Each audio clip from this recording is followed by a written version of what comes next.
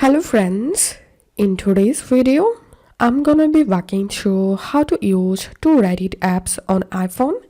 First of all, go to App Store and install Reddit. And to use a second Reddit, we need to use a third-party application. To do that, go to your App Store and search here Copy app. And all you have to need, just install this app on your iPhone, then tap on Open. Tap on this plus icon at the top right. Search here Reddit. Once you get it, tap on Reddit. Tap on Done at the top right. And give here your second Reddit app name. Tap on Submit. And now tap on Reddit. And all you have to need, just log in into your second Reddit using this app.